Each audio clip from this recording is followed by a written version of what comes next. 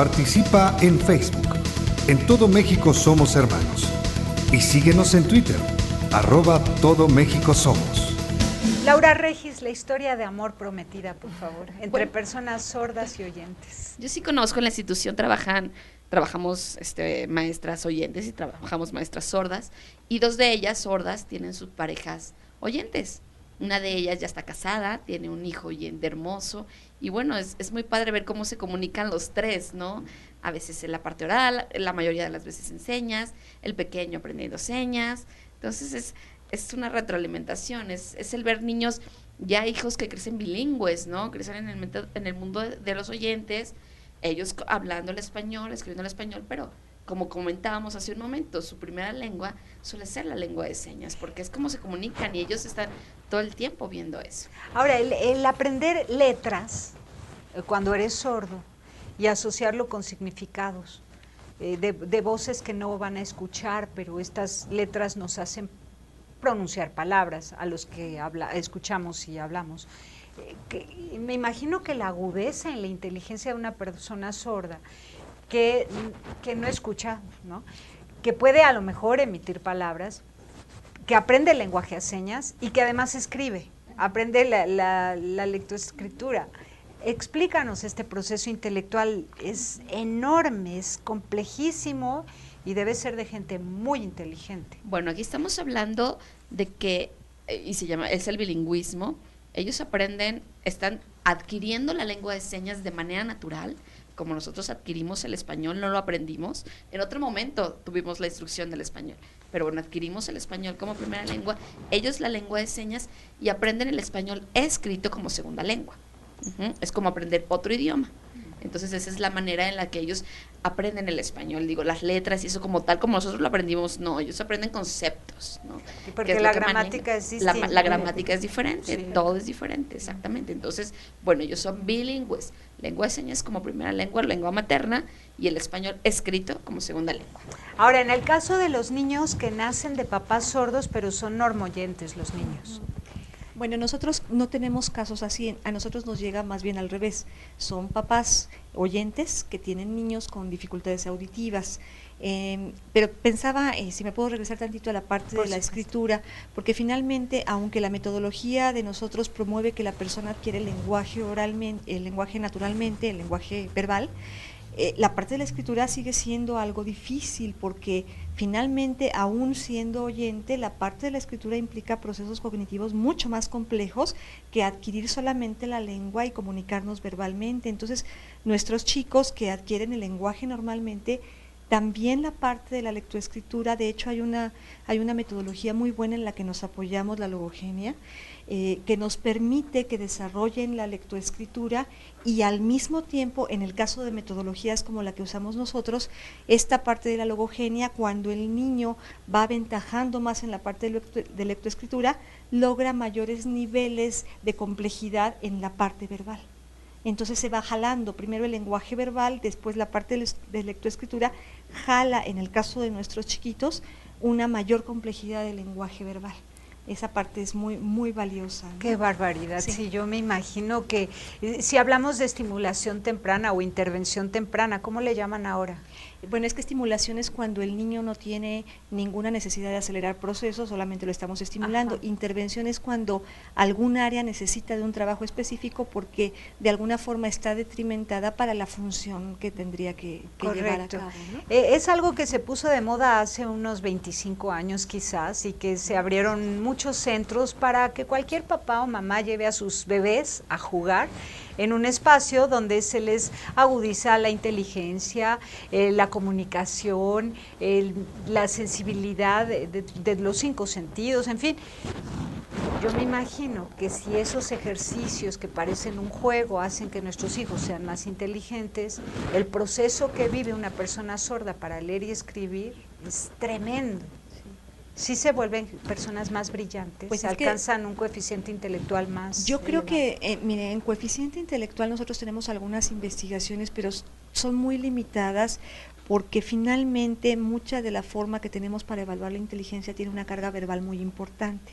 Entonces la gente que no usa lenguaje verbal va a salir en muchos de estos instrumentos con desventaja, porque finalmente la estructura conceptual y la estructura sintáctica, por llamarlo de alguna forma, del lenguaje de señas y la verbal es muy diferente. Es decir, que los exámenes tradicionales de coeficiente intelectual para medir el coeficiente intelectual no están hechos para personas sordas. Hay ¿Y ustedes no que han sí, hecho sí, algunas herramientas? de hecho hay pruebas no verbales. Sin embargo, las pruebas no verbales te miden la inteligencia no verbal y la parte de cómo estructuras conceptualmente queda como muy de manera no estandarizada. Ahora, con ojo clínico, ¿qué nos dices? Con puro ojo clínico uno puede darse cuenta cuando tiene un amigo brillante y cuando tiene otro, pues que no importa porque todos cabemos en el mundo. Yo creo que hay de todo, en la institución lo vemos, niños que son súper brillantes, niños que por ejemplo vienen sin saber ninguna seña y al mes ya se comunican impresionante. Aquí también un problema, que es como lo comentaba hace un momento la doctora, es la detección, ¿no? O sea, ¿en qué momento de su infancia detectan que es sordo? Y entonces, ¿en qué momento empieza el diagnóstico, la aceptación por parte de los padres, la metodología por la que van a optar? Y entonces todo esto también va siendo pues algo que hace que retrase el proceso de adquisición de la lengua del niño. Y nosotros sabemos que es algo muy importante, ¿no? Es la que nos accede a conceptos, a muchas cosas. Entonces, de repente pareciera que también tuvieran problemas de aprendizaje, y no es así.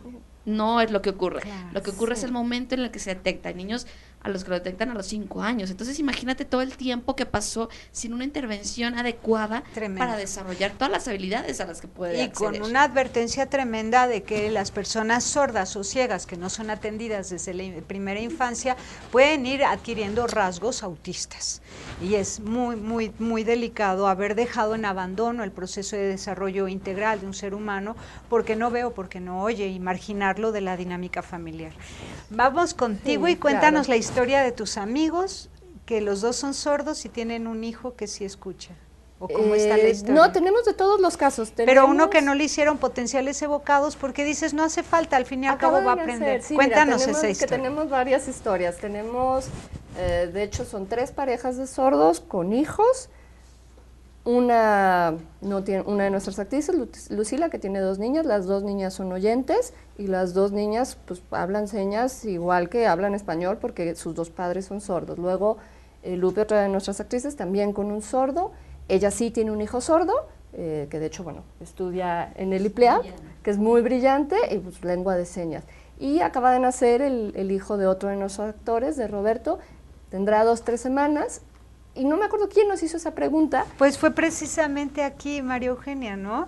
Que te dijo, ¿y ya le hicieron los potenciales evocados? Y pues no, porque de hecho lo que sucede es que el niño va a ser su primera lengua, su lengua materna, va a ser la lengua de señas porque sus 2 padres son sordos.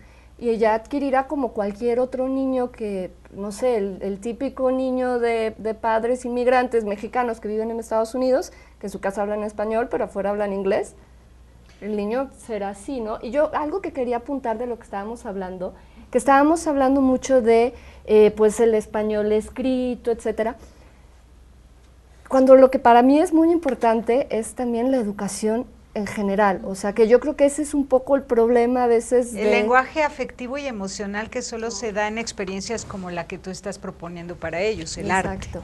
Entonces, la educación en general es ofrecerles una buena educación, o sea, muchas veces el problema es que los niños, por decir, se pueden pasar muchas horas en terapia para leer labios, etcétera, y luego, ¿cuándo van a aprender matemáticas y ciencias sociales? Y el juego, y el canto.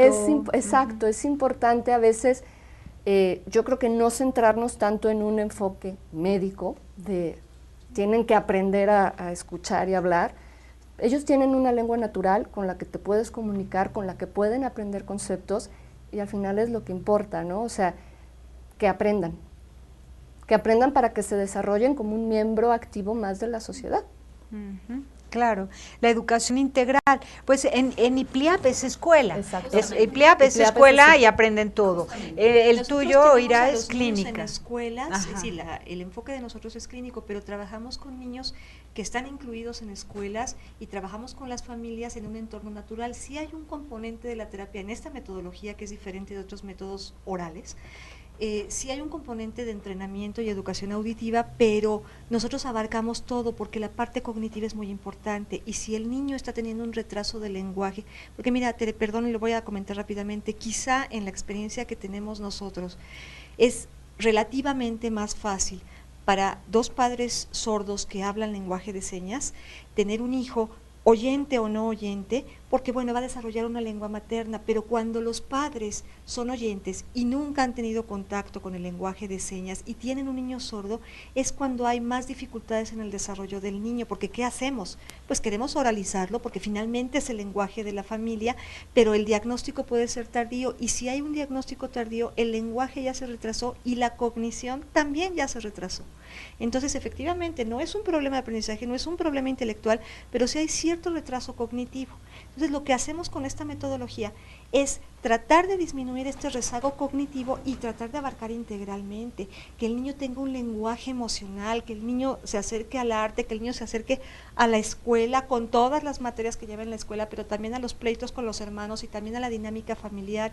Nosotros no hacemos que los papás trabajen con el niño, vemos que en un contexto natural el padre puede usar para de manera natural promover, quizá nada más intencionadamente y más conscientemente, el desarrollo del lenguaje verbal en los niños. Claro, porque necesita atención especial. Una persona con necesidades especiales requiere de papás dispuestos. Pero mira, incluso hemos tenido casos en los que a veces es importante enseñarle a la mamá y al papá lenguaje de señas para que nos sirva de apoyo después para la parte del lenguaje verbal. En algunos casos lo tenemos que hacer. Claro. Esa parte es como muy importante para no rezagar la inteligencia del niño. Ay, sí, qué bueno que lo dices, porque vale la pena. Realmente lo que van a aprender es tan grande y tan complejo que si se retrasa, pues estamos desaprovechando las capacidades humanas.